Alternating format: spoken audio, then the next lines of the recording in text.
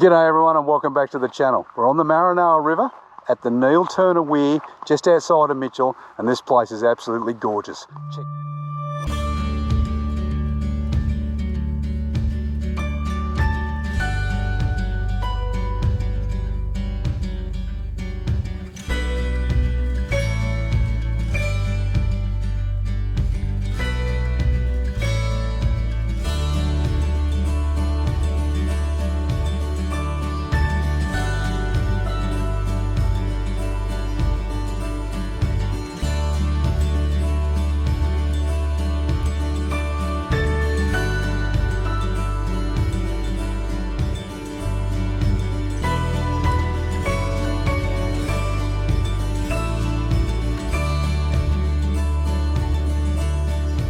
Okay, the Weir is a donation camp, but you can stay here up to 7 days.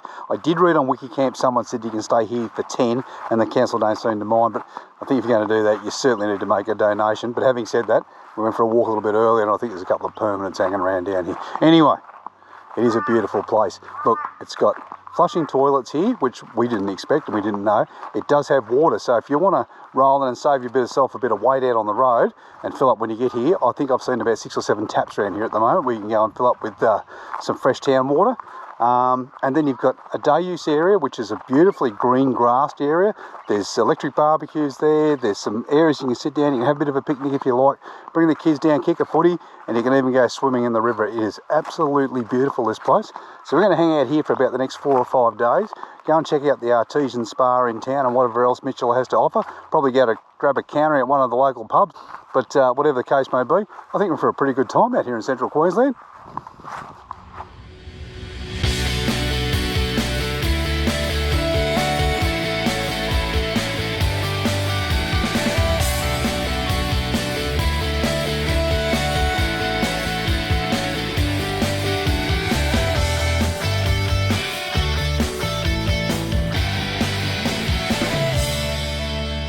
Alright, I just need to jump in on the vid here real quick.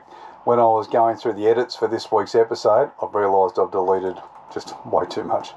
And I got rid of a lot of audio that I really wanted to use in this video. So, unfortunately, I've made a rookie error right at the start, thankfully, so I'll be a lot more mindful. Ever since I told Alison what I'd done, she hasn't stopped laughing at me. Anyway, so I think I'm now known as Edit Eddie, or something like that she's called me. Anyway. Just to quickly run through what we've done, we left Chinchilla. When we come up from Chinchilla, we headed towards Roma. We stopped for morning tea at a place called Warrenbilla, which was quite nice. It was just an information centre on the side of the road, had a small museum there, a lot to look at and a lot to see and do, but more importantly, just get out and stretch your legs. Then we moved on to Roma, where we done a little bit of shopping because it was our last major like Woolworths or Kmart or Big W, those sorts of things that you see as you head a little bit further west. So we topped up all our shopping there, and we also went to the Lions Park and we filled up with some water before we moved on as well there, and that was a really good facility because you could drive down, easily turn around, get topped up with water. There's a great park there for the kids to play at while you do that. And then we moved on. So we were going to stay at Roma for the night at the Roma Bowling Club. It's a free camp. You just stay in their car park, and they do ask that you go and buy a meal or something like that whilst you're there, but it was so early in the day we decided to go on. We went up to a great little free camp called Muckadilla, which was just in behind the information centre, just off the side of the highway. Great, quiet night, beautiful starlit sky. And we also went down and visited the Mucka Pub, and according to the publican down there, it's not the Mucka Pub, it's the world famous Mucka Pub. So we went down there, checked it out, and then we got up the next day and moved on to Mitchell. So, yeah, sorry I deleted all that information, but I'm going to drop in all the video over this talk anyway. So I hope you enjoy the app.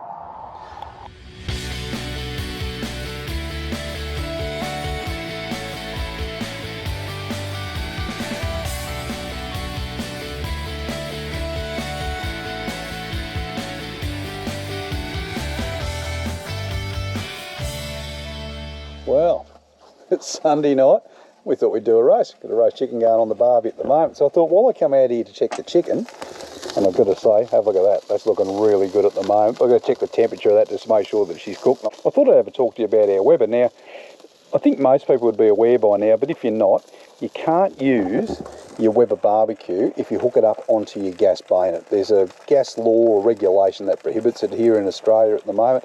I think Weber's doing something. I've read a little bit online. They're doing something to rectify that problem. But at the moment, with the model Weber that we've got, you can't hook it up onto your bayonet. And I don't want to give the insurance company any bloody reason as to why they're not going to pay out in the claim time. So what we did to try and solve that problem is we took ourselves down to Bunnings and bought a 3-metre gas stainless steel regulated hose, which we just hook onto one of the gas cylinders on the caravan, and it works absolutely perfectly. The beauty of the 3-metre is we run our Weber out of the toolbox, but you can run them out, and some people do, they like to run them out from underneath their tunnel boot. We don't put in the tunnel boot because if you've never done it before, the barbecue bloody stinks after a while. I don't want that smell going through the caravan, so we just run it out through the toolbox at the front here. We've got the room for it. We don't carry a lot of tools. It all works well for us. The pitfall though is if you're using your gas cylinders on the front here, you've got to monitor your usage so that you don't run out on 2 bottles at the same time. And the other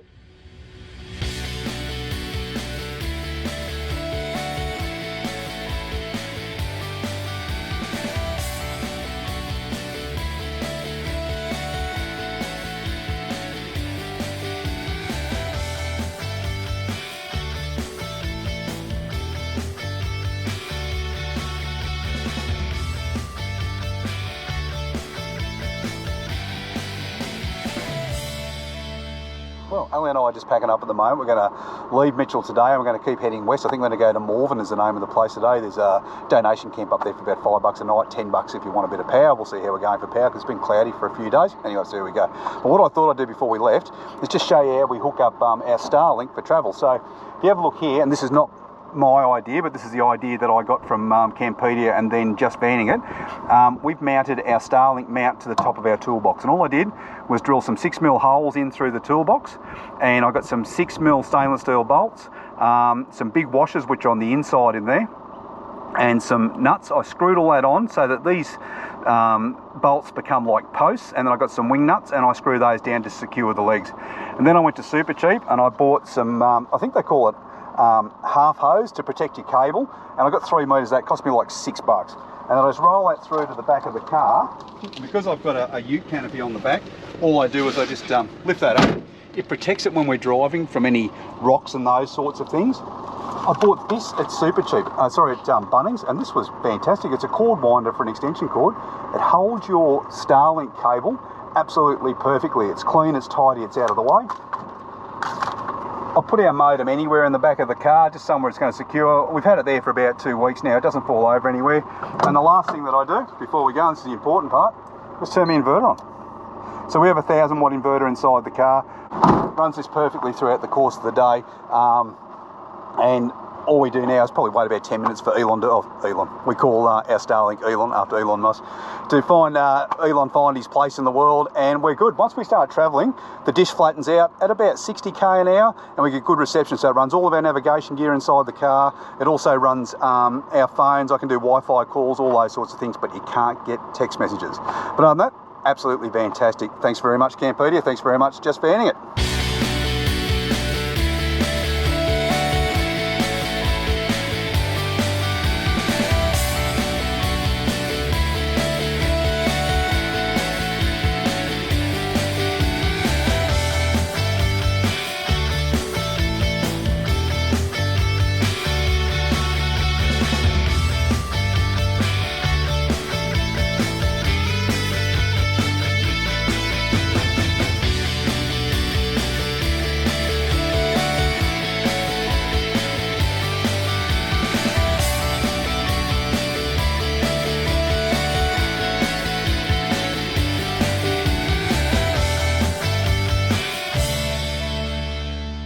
Welcome to Morven. Well, we come up from Mitchell this morning, and what was it about? It's about an hour and a half run up. I think so, yeah, it wasn't a long time. Probably a little less. We hit up the bakery in Mitchell before we left and got some really nice sourdough they sell there. So if you want a sourdough that's pretty good, get in there and get one of those. They're pretty good. A little bit of fuel, because it was about as cheap as fuel gets the further you head west. Yes. So we topped off with that, and then we headed up here to Morven, and we found a campsite, which is a donation camp. Yes. Right on the edge of the footy field, which is just off the highway as you come up into town. $10 a night. $10 for power and $5 just to use the fields. It's got toilets, really clean toilets, beautiful playground, tennis courts, barbecues that's just been put in, and like a parkland out the back. I guess if you've got some animals, you want to run them around, it's a good place for them to run around. It is. And the other thing about the parkland, there's a big creek goes all the way around it, which is really nice to look at. There is a sign at the end of the town that says, or at the start as you come in, that just says it's a bit dangerous for swimming or it's not fit for human consumption in here. So, yeah, we certainly won't go drinking out of it. But you can fish here. There's a little sign that they've put up that says that you can fish as long as you throw them back in, because they're trying to restock the creek at the moment. But, yeah, it might come down, a bit of fun in the afternoon. Certainly a good way to cool off because it's quite warm here today. Yes. But other than that, it's a great little donation camp that was totally unexpected when we came up, but we'll stay here for at least the next 24 hours. You can also get water here too. Yeah, water. Water? Yeah, water and power for like $10 a night. So, and it's got a dump point, did you say yeah, that? It's definitely got a dump point, yeah. Very RV friendly. And as Alison said before, the toilets and the showers here are absolutely spotless, so yeah, great spot if you want to stop. It's about halfway between Mitchell and Charleville. Yeah, and they put a little sign up to say how they use the donations within the community, and it benefits all parts of the community, which was lovely to see how they use the donations. Yeah, it is. And the other thing you do by giving the donation, I suppose, is you're not only, if you don't go into town and you don't spend any money in the town, you're doing it in a different way, simply by putting $10 in the box before you leave. So, yeah, definitely worth it. Definitely. All right, no worries. Well, we'll go and give you a bit of a look around Morven, and we'll catch up a little bit later on. See you later. All good.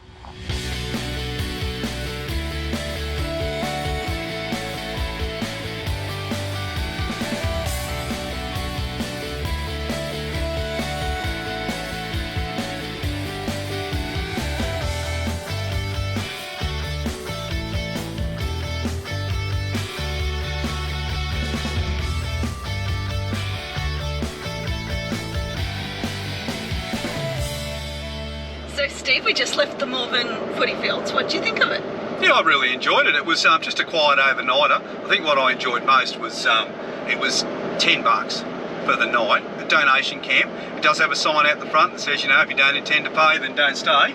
But I tell you what, for $10, where else can you get a power hookup and a water hookup? Yes. And we were able to replenish all our batteries because we've been off grid for quite a while now, and the clouds have just eventually done us in. Yes. So we had to hook into something, so far cheaper than a caravan park. It was quiet. It was just a nice place to spend an overnight. I don't know if I'd stay there for a week or two, but you can stay there for up to 7 nights. That's what the sign says when you're there. But yeah, great overnighter, recharged. Into Morven this morning, and yeah, nice little town. It's a great little town. Yeah, it's got a friendly grocer and a post office and a railway station and a really good war memorial. Amazing war memorial. Yeah, it's got the cenotaph, and I think a lot of them are getting them ready because we're getting close to Anzac Day now, or is only a couple of weeks out, so yes. We do that. We had plans for what we might do for Anzac Day, and we were thinking about Blackall, but we changed our plans altogether now. We're just going to continue to punch west. So we might be in Quilpie, we might be further on, but wherever it is, we'll stop and commemorate that day. Yes. What I'll do is I'll drop in some pictures that we took on the Western Front in France a couple of years ago when we were lucky enough to go and visit over there. So we'll make that bit of a little Anzac Day memorial, our First World War veterans that we saw, particularly in Billisbreton and places like that. That was just something I think every Australian should either see in person, or at least, you know, be able to watch some sort of documentary or something about on TV, because the sacrifice was absolutely huge. I think I've got some photos, and I will put them in. It's of the walls of the memorial in Billisbreton, where there is an Australian War Memorial Museum there, but you'll see thousands upon thousands of names. And the one thing you need to keep in mind when you look at the names of the photos on the wall, none of their bodies were ever found. They are all the guys who were missing, presumed to kill, and there must be 30 to 40,000 odd names of unknown soldiers on that wall. That was just absolutely mind-numbing when you see it. It is. It was. But on to brighter things. Where are we going now? Charleville. We are. We're off to Charleville. We're going to hit up a free camp. It's about 16 k's on the eastern side of Charleville. I think it's called Rockpool or something like that. I'll drop in another name if I got that one wrong. Our plan is to stay there a couple of days. Yes. We want to hit up the Cosmos Observatory tour in town. The forecast is for no moon and some pretty clear skies over the next 3 or 4 nights, so that should make for some good stargazing. I'm really looking forward to that. We need to refuel a little bit in Jarble, so I'll get a little bit of shopping done. Spend a couple of days looking around, see what the town's got to offer, and then we'll move on from there. Yep, sounds good. Sounds pretty good to me too. So that might be a good note to finish this week's ep on. It is. I think it is. So we'll catch up with you next week. We hope you have a great week. We certainly enjoyed ours. Had a great week. I'm going to leave you with a photo of a sunset over Morven this week. But only other thing I need to leave you with, I always forget this, is if you're into this sort of content, why not hit the subscribe button and hit the like button or whatever it is that you do, and we can gain a few followers and maybe make a go out of our YouTube channel. That would be good. It'll keep Steve busy. It keeps me busy, yes it does. All right. Well, you have a great week. You have a great week, yes. Have a good week. See you later. See you later. Bye-bye.